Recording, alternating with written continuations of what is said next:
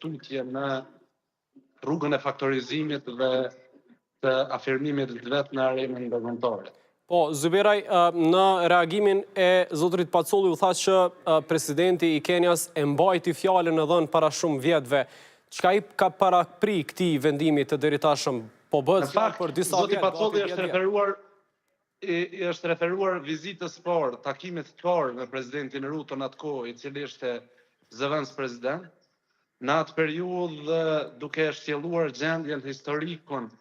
mënyrën se si Kosova e ka fituar lirinë, se si e ka shpollur pavarësinë, zbërthimin detaje i realitetit tonë, presidenti Ruto në atë kohë na pati thënë që me qenë se në këtë moment unë nuk jam personi që udhëhet shtetin dhe mund të marrë vendim, për shkak të gjithë këtyre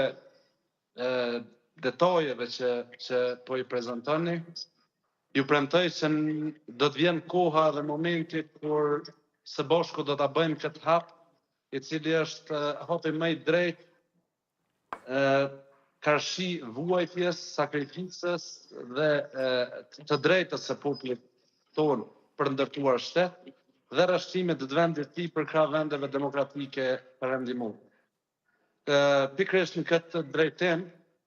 ishte edhe ajo që zoti Pacolli, presidenti Pacolli përshkruajti sot si mbajtje e fjalës nga ana e presidentit Ruto, me të cilin pas atij momenti ne kemi zhvilluar dhe kemi kultivuar një miqësi përtej politikës, e cila ishte kulmoi edhe me vizitën e tij në Kosovë, e cila ishte në atë periudhë private për shkak se raportet ndërmjet të dy vendeve tona nuk ishin në nivelin e asaj që i kurorëzuan sot. Dhe kjo ishte poenta e asaj cilës ju referuar. Në një